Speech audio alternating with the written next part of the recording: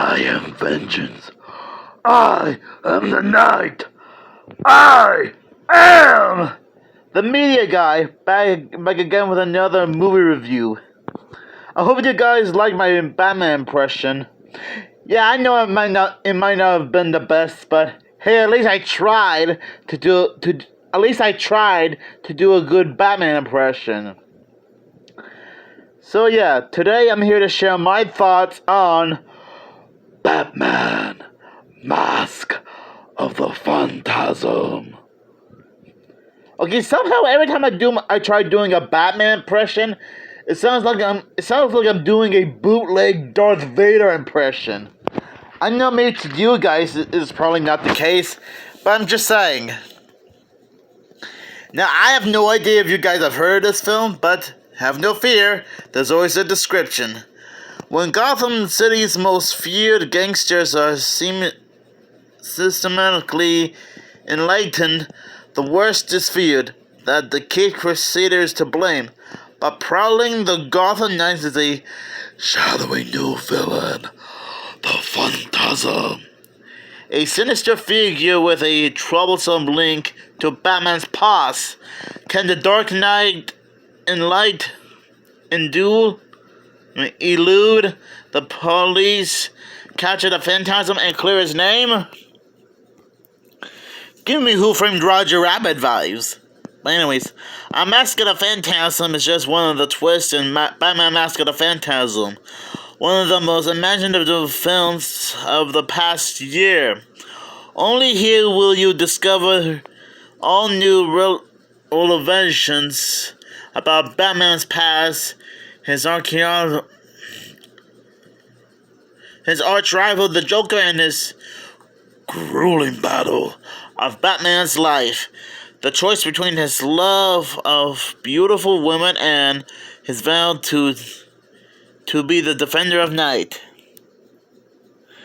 Batman Mask of the Phantasms is a mystery that is genuinely absorbing, suspenseful, and moving, and a film no fan should be without.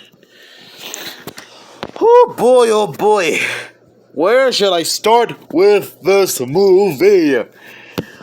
Well, for starters, this is probably one of the most intense Batman movies I've ever seen since the Joel Schumacher Batman movies. And that's saying something, considering how I already have a VHS copy of Batman Forever, which I already shared my thoughts on earlier this year.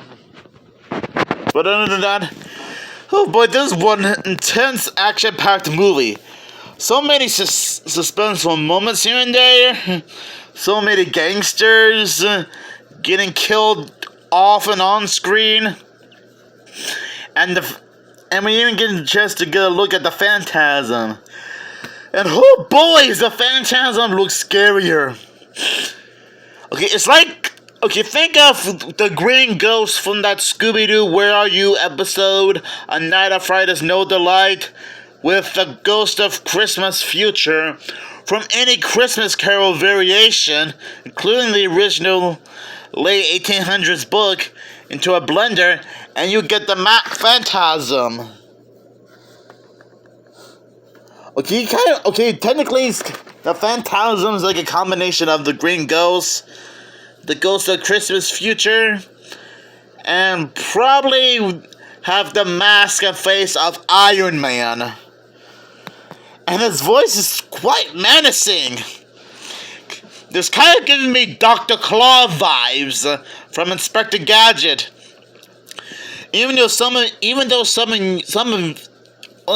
Sorry about the stuttering. Even though some of you will point out that the Phantasm is now voiced by Frank Welker, which I totally get it. But everything else I like. Well, Kevin Conroy is still great as Batman, and Mark Hamill as the Joker spot on perfectly. Now, don't get me wrong. I have nothing against Adam West or Diedrich Bader doing their own take on Batman, or Jeff Bennett doing his own Joker voice, in my opinion. since I assume there have been so many other variations of Batman in the past before and after this movie, which I totally understand. Now, I will point out that this is based on the Batman animated series TV show, which I have been familiar with for a while now, since I already watched a few clips of this show on YouTube. Nostalgia Critic did a top 11 best Batman animated series episodes on the show, as well as reviewing 2 episodes featuring Baby Doll, which is another Batman villain. Minty Comedic Arts did a top 10 facts video about Batman mascot of Phantasm. And I guess I will point out that Nostalgia Critic also brought this up in one of his top 11 videos. And I know that Animad, aka Electric Dragon 505, also brought this film up in one of his top 10 underrated animated movies a while ago. So I guess that proves I have been familiar with Batman, the animated series. And the animation is also spot on perfectly. I mean, sure, the animation is still the same as it was in Batman the animated series, but I'm not gonna make a big fuss about it. And you know, somehow this movie it's kind of like a longer version of one of these episodes of Scooby-Doo, Where Are You? Which I know is kind of funny to compare Scooby-Doo, Where Are You to this movie. But then again, there have been several Batman Scooby-Doo crossovers over the years. But moving on from that.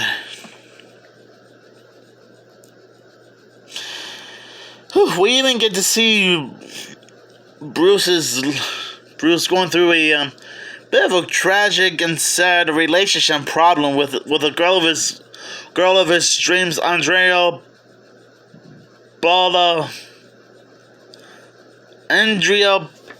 Okay, for some reason I'm blanking on the last name, and I almost tried pronouncing it.